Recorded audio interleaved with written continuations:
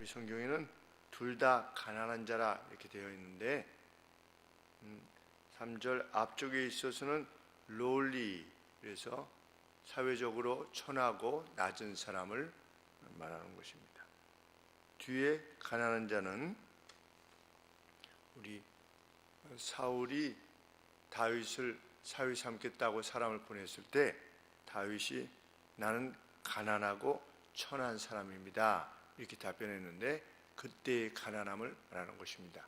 그러니까 아버지의 양이나 치는 이제 얼마 되지 아니하는 양이나 치는 가난한 상태에 있는 사람, 그것이 이제 뒤에 가난함입니다. 그러니까 누가 누구를 학대하는 것이냐? 가난한 사람이 낮은 사람을 학대하는 것입니다.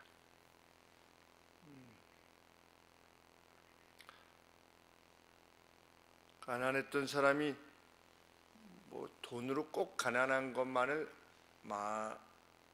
그것만을 말하는 것이 아니겠습니다. 힘없는 사람, 이랬던 사람이 힘을 지니게 되는 경우가 있게 되는데 갑자기 출세하거나 어떤 완장을 차게 된 사람을 말하는 것입니다.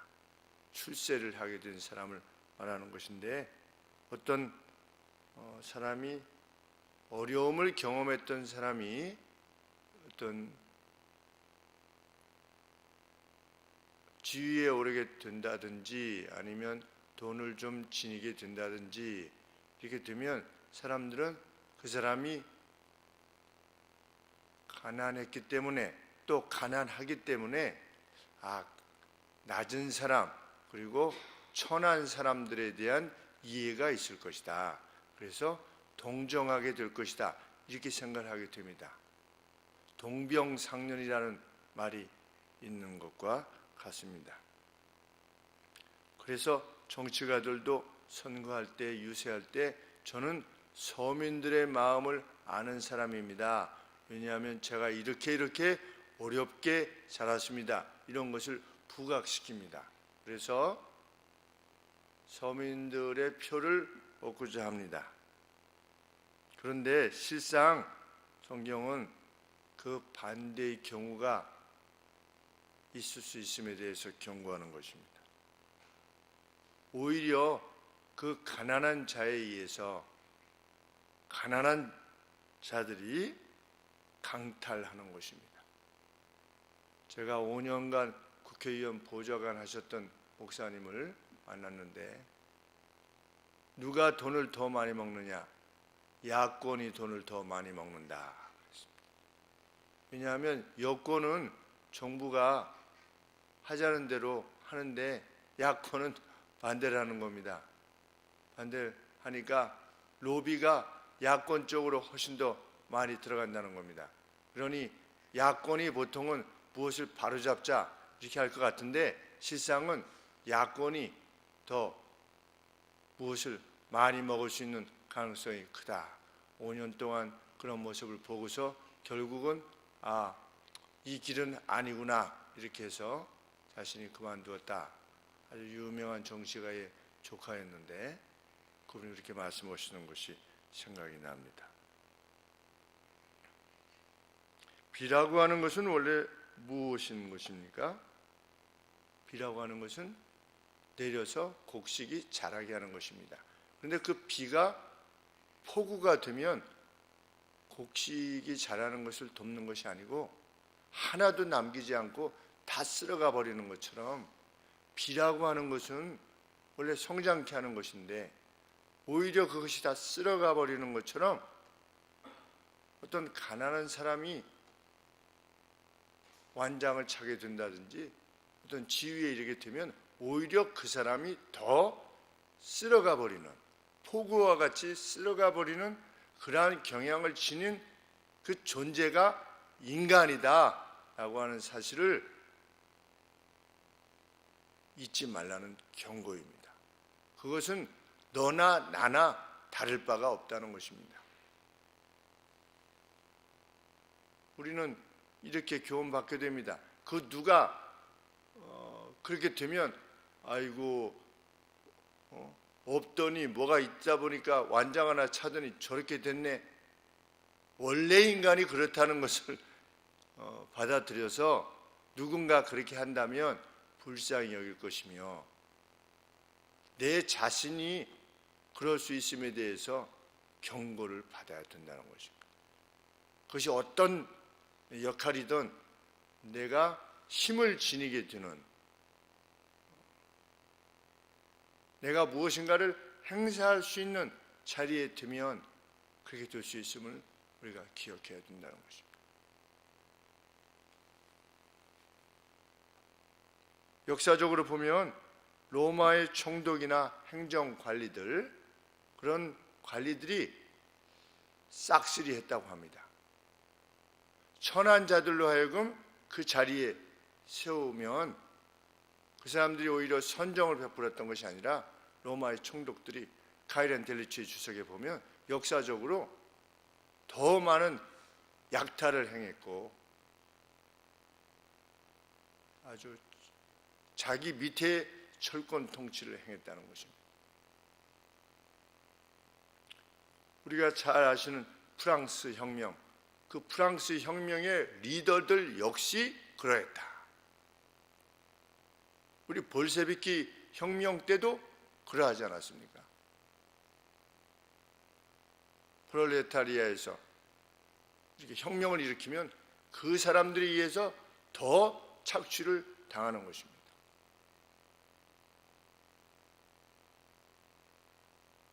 (6.25) 때에도 가난한 사람들이 완장을 차게 되어서 지주계급들을 죽창으로 살해했습니다.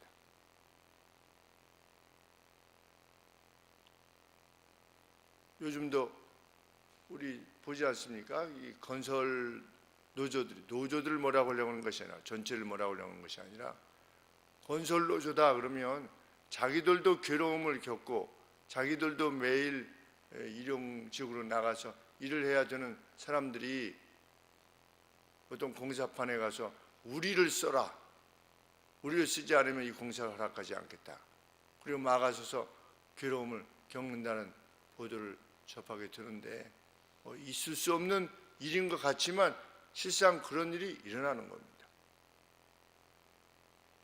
현대 노조도 우리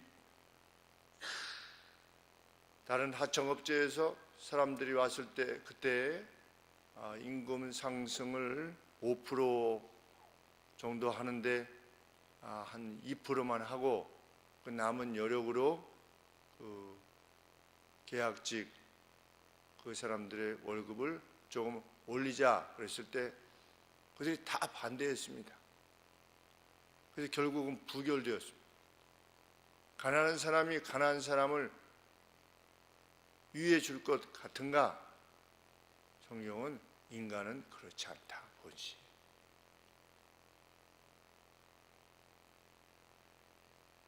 제어되지 않는 힘이 주어질 때 그 힘으로 돌아보기보다는 빼앗고 압제하는 데 사용하려는 성향을 지닌 것이 인간 존재다. 그가 이전에 가난을 경험했다 할지라도 결코 그 성향에서 자유롭지 못하다 라고 하는 것을 염두에 두지 않으면 우리도 시험을 받을 수밖에 없는 것입니다. 그래서 교회가 왜 어려움을 겪게 되느냐? 직분자들에 의해서 대부분 교회가 어려움을 겪게 됩니다. 일반 성도님들에 의해서 교회가 어려움을 겪게 되는 경우는 거의 없습니다. 그러나 교회가 직분자들, 특별히 누구냐? 목사, 장로들에 의해서 교회가 어려움을 겪게 됩니다. 왜? 지배하려고 하기 때문입니다.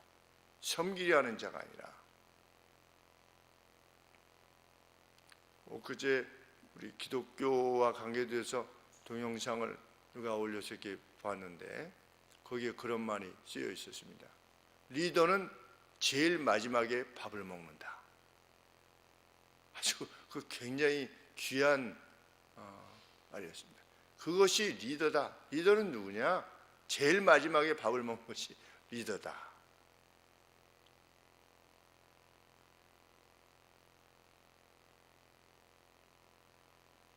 우리의 마음이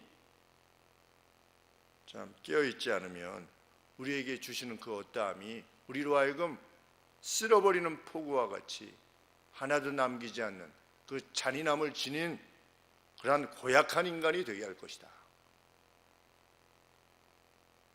거의 한결 같습니다.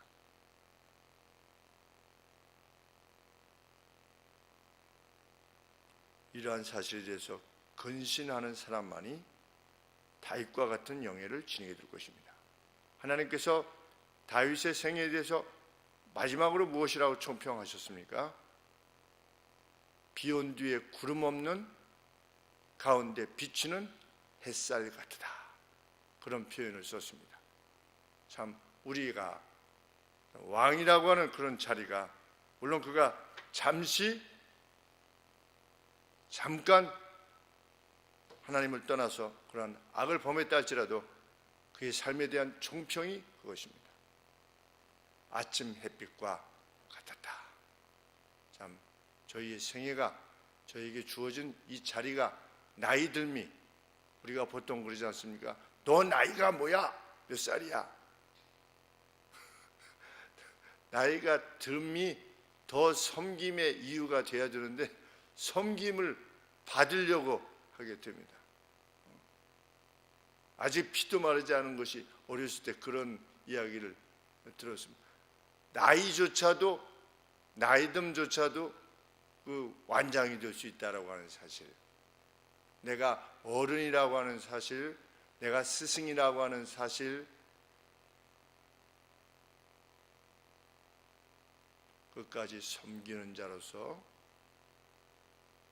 곡식이 자라게 하는 햇빛과 같은 존재로서 우리 역할을 감당하는 저희들 모두가 되기를 소원합니다.